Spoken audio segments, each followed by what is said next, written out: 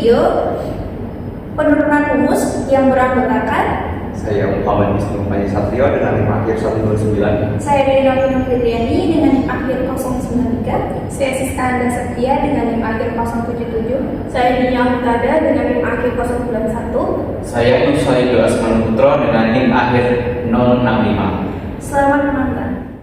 Saya akan menjelaskan penurunan rumus yang pertama, yaitu penurunan fungsi distribusi Fermi-Dirac, di mana prinsip dasar untuk menurunkan rumus ini adalah menggunakan asas larangan Pauli, yaitu elektron adalah fermion, yang artinya tidak boleh ada dua elektron yang menempati suatu keadaan kuantum yang sama.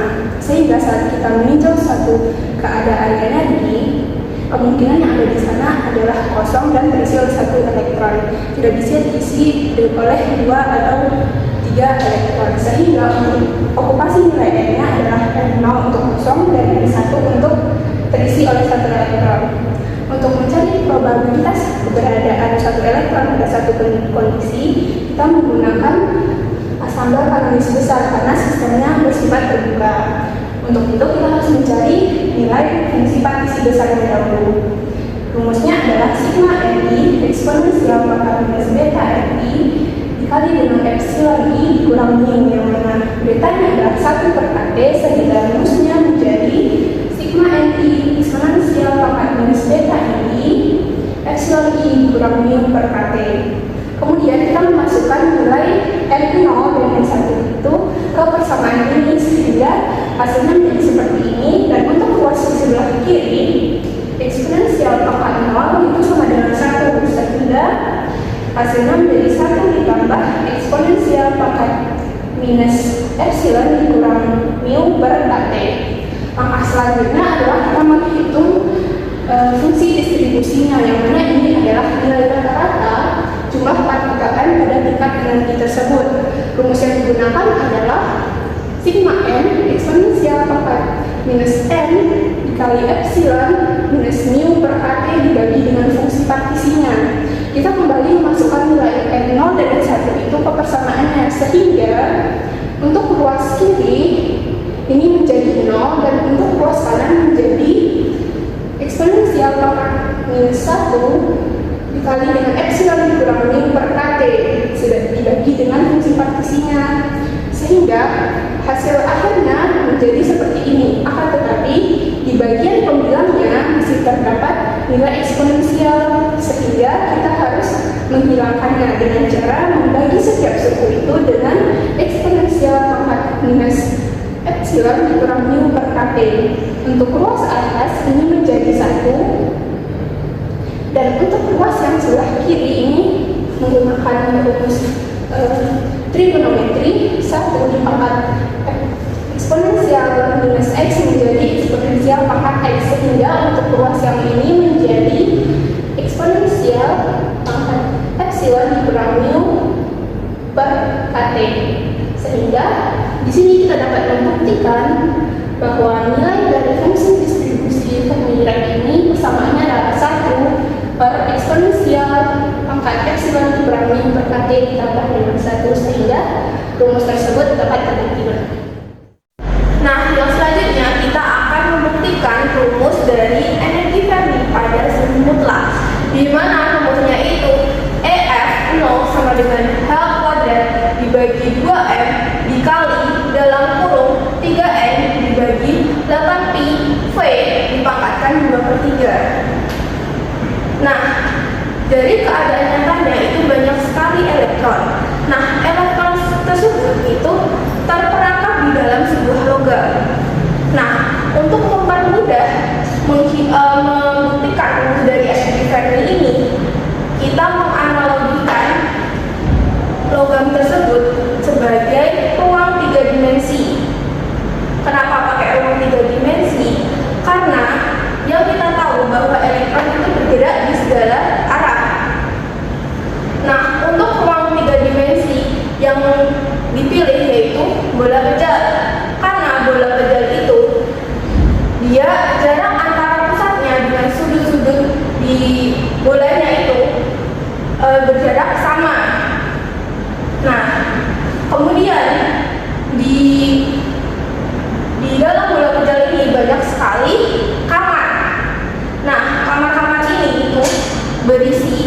maksimal ada 2 elektron saja, sesuai dengan prinsip larangan Pauli, 2 elektron dengan arti yang berbeda. Nah, kemudian titik pusat di bola pejalnya dengan permukaan dari bola Fermi-nya atau bola pejalnya ini, itu kita simbolkan sebagai PF, di mana PF ini adalah momentum. Kenapa kita pakai momentum, bukan pakai R saja? Kan itu jarak seperti jarak antara jari-jari, itu kan. Kenapa? Karena kita belajar tentang fisika statistik, di mana fisika statistik itu belajar sampai di mana kita melihat keadaan mikronya, di mana elektron itu tidak hanya dilihat dari posisinya saja, tapi juga dilihat dari kecepatannya. Jadi kecepatan elektron di setiap daerah itu berbeda, makanya kita pakai momentum. Nah, dari analogi ini kita mendapatkan rumus jumlah total elektron, di mana kita simbolkan sebagai N. Nah, N itu sama dengan 2 kali volume bola dikali volume spasial dibagi H/3. Nah, volume bola ini kita sebagai analogi dari ini kan bola pejalnya, sedangkan volume spasial ini adalah volume keadaan nyatanya, yaitu logamnya. Nah, H/3 ini adalah volume terkecil dari bola pejalnya ini. Tadi kan dibagi tiap kamar elektronnya. Nah, itu adalah volume dari kamar ini. Nah, secara matematis volume bola itu sama dengan 4/3 pi R/3. Nah, R-nya tadi itu adalah PF, di mana PF itu momentum Fermi dipangkatkan 3.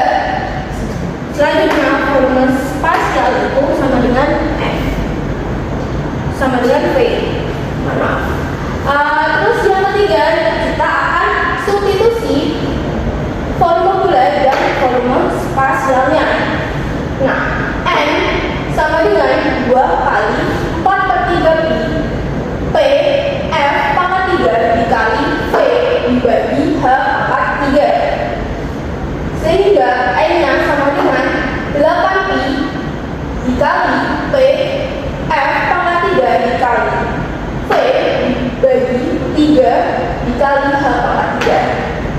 Nah, dari awal kita itu mencari momentumnya, sehingga momentumnya kita dapatkan itu PF pangkat 3 sama dengan 3 dikali H/3 dikali N dibagi 8 pi V, sehingga nilai dari momentum Fermi-nya itu sama dengan dalam kurung 3 dikali H/3 dikali N dibagi 8 pi V dipangkatkan 1/3. Nah, teman-teman, setelah kita mencari momentum, kita akan menghubungkan momentum dengan energi kinetik kuantum. Kalau secara mekanika klasik, hubungan antara energi dengan partikel adalah sebagai berikut, dengan massa yang juga. Nah, jadi seperti ini. Kemudian elektron yang berada di kulit terluar atau permukaan Fermi, energinya akan disebut sebagai energi Fermi, dan juga momentumnya akan disebut sebagai momentum Fermi, sehingga menjadi seperti ini. Jadi energi kinetik kuantum untuk Fermi, kemudian substitusi untuk momentumnya ke dalam persamaan energi, sehingga menjadi energi Fermi sama dengan 1/2m.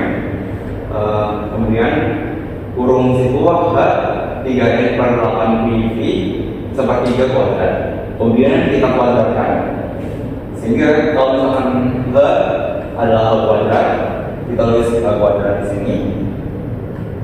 Kemudian 1/3 dikuadratkan jadi 2/3. Nah, sehingga menghasilkan jawaban akhirnya adalah energi kinetik Fermi 0 sama dengan H kuadrat per 2m 3n/8 pi 2/3. Oke, sekarang saya akan membedah persamaan rumus ketiga yang berbunyi F epsilon f sama epsilon f0 dalam kurung 1 minus P kuadrat per 12 T per TF kuadrat. Nah, gimana cara menyelesaikan penurunan rumus berikut? Teman-teman bisa dengan langkah pertama, yaitu menentukan kerapatan keadaan di mana nilai partikel F pada dalam sistem Fermi-Dirac yang diperoleh bersama n sama dengan integral 0 hingga k hingga f epsilon g epsilon d epsilon. Nah, persamaan ini teman-teman udah bisa kerjakan secara eksak ya. Nah, gimana sih caranya mengerjakan agar bisa mendapatkan nilainya? Nah, teman-teman bisa menggunakan teorema aproksimasi Sommerfeld yang bunyinya di mana suatu integral dari fungsi Fermi-Dirac dikaitkan dengan fungsi yang baik, maka akan bernilai persamaan sebagai berikut. Diperoleh bersama berikut yang dimana bunyinya n sama dengan integral 0 hingga k hingga f epsilon h epsilon d epsilon. Nah, nilai h epsilon ini teman-teman bisa ganti dengan nilai bersama yang tadi yang bernilai g sama dengan epsilon, atau bisa saja sama dengan c epsilon pangkat senang. Nah, dari persamaan teorema aproksimasi Sommerfeld, teman-teman bisa langsung saja diperoleh persamaan berikut, yaitu integral 0 hingga mu h epsilon d epsilon plus p kuadrat per 6 kt kuadrat h aksen mu, di mana nilai h aksen mu ini diperoleh dari nilai h epsilon sama dengan c epsilon pangkat setengah. Nah, teman-teman nanti nilai aksennya bisa diganti dengan bisa diturunkan dari nilai ini. Nah, diturunkan aja, nanti tinggal terhadap mu, diturunkan terhadap mu akan diperoleh nilai d per d mu kali mu pangkat setengah, diperoleh nilai turunannya setengah c mu pangkat min setengah. Nah, nanti setelahnya teman-teman bisa langsung masukkan nilai turunan dari h aksen mu ke dalam persamaan teorema aproksimasi Sommerfeld. Nah, teman-teman bisa masukkan saja nilainya n sama dengan integral 0 hingga mu, masukkan nilai h epsilon, yaitu ini c epsilon pangkat setengah d epsilon plus p kuadrat per 6 kali kt kuadrat, nilai yang h aksen tadi dimasukkan ke dalam sini, diperoleh nilai kali setengah c mu pangkat min setengah. Nah, nanti teman-teman langsung saja bisa mengintegrasikan persamaan ini secara biasa. Nanti akan dengan batas bawah 0 dan batas atas mu akan diperoleh nilai integralnya n sama dengan 2 per 3 c mu pangkat 3 per 2 plus mu kuadrat per 12 kali kt kuadrat kali c mu pangkat min setengah. Nah, selanjutnya bisa saja saat suhu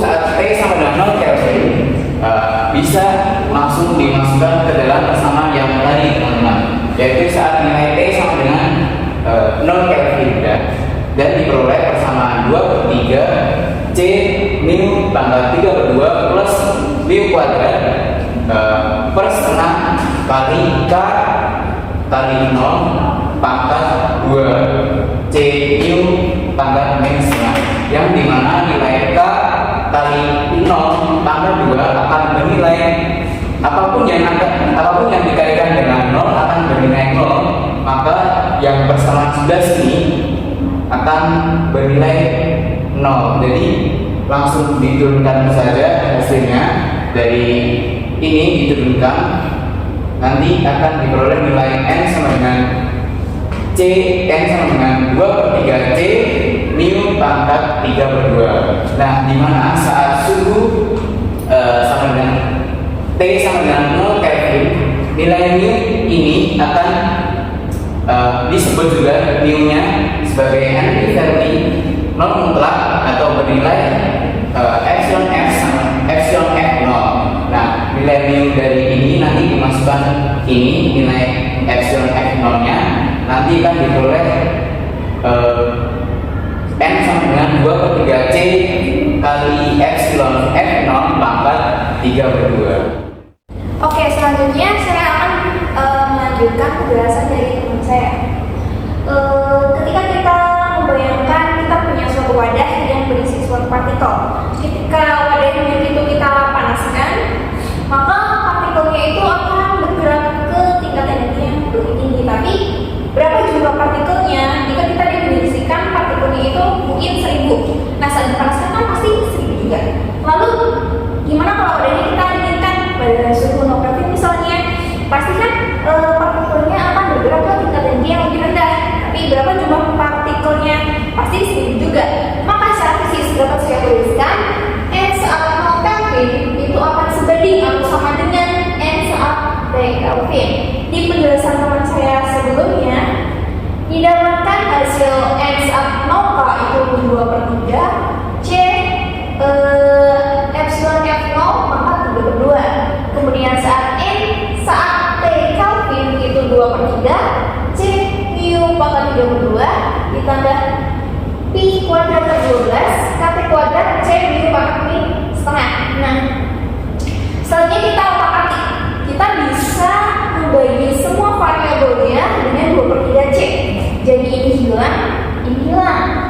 Nah, jadilah ini epsilon F 0 pangkat 3/2 sama dengan mu 3/2 ditambah pi ini bisa ya, ini bisa.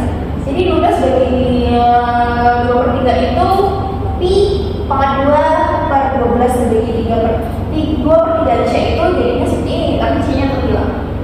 Jadinya itu pi kuadrat per 8 kT kuadrat mu pangkat setengah. Nah, apa yang bisa kita lakukan setelahnya? Kita bisa mengeluarkan mu pangkat 3/2-nya. Jadi mu pangkat 3/2 dalam kurung 1 ditambah pi kuadrat per 8 kT kuadrat per mu pangkat 2. Nah, di sini kita bisa isolasi variabel 3/2. Nah, ketika suatu pangkat kita pangkatkan lagi itu kan bisa menghasilkan 1. Ketika kita misalnya di sini 3/2 kita kalikan berapa yang nanti itu hasilnya itu 1, yaitu 3/2 dikali dengan 2/3. Nanti itu hasilnya 6/6 jadinya 1. Jadi di sini epsilon F0 pangkat 3/2 kita bisa pangkatkan lagi jadi 2/3, nanti jadinya itu akan epsilon F0 karena 3/2 dikali 2/3 itu hasilnya 6/6 atau 1. Pangkat 1 ini tidak perlu ditulis. Nah, di sini ada kesamaan mu 3/2 dipangkatkan lagi jadi 2/3 itu akan menjadi 6/6 atau 1, tidak perlu ditulis. Kemudian di sini 1 plus pi kuadrat per 8 kali per mu kuadrat itu kita pangkatkan juga ke 2/3 di sini. Kemudian karena kT itu jauh lebih kecil dari mu, kita menggunakan pendekatan binomial yaitu 1 plus x pangkat n sama dengan 1 plus n x. Nah, di sini yang menjadi n itu adalah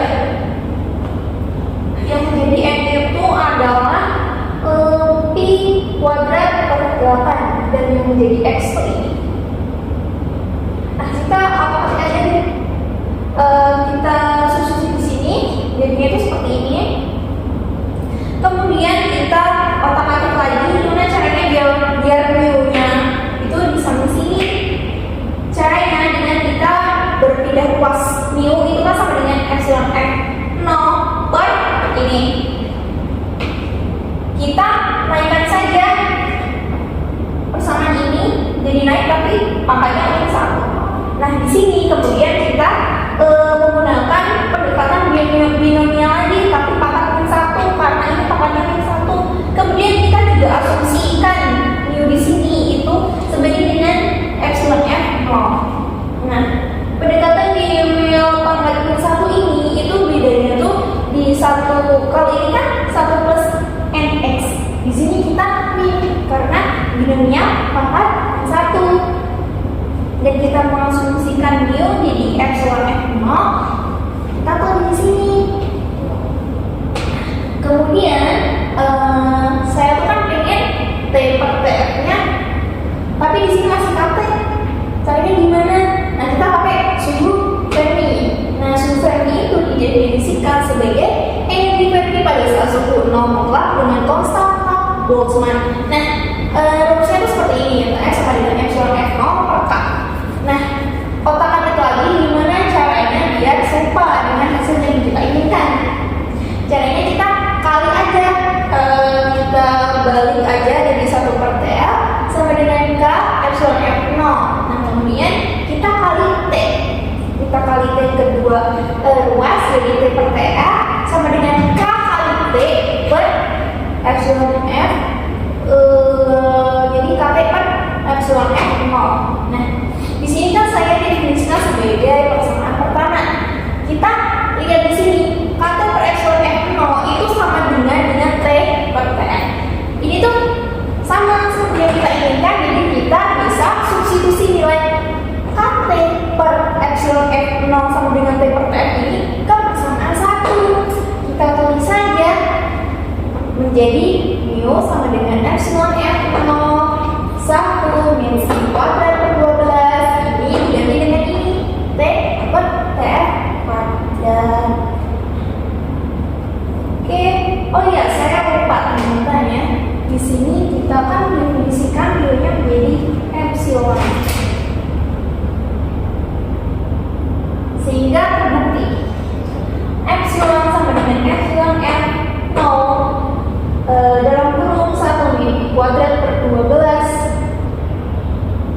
T per TF kuadrat. Ya, sebanding, sehingga persamaan 3 terbukti. Terima kasih. Itu tadi adalah penjelasan penurunan rumus dari kami. Mohon maaf jika terdapat kesalahan dalam penjelasan penurunan rumus. Selebihnya kami ucapkan Terima kasih.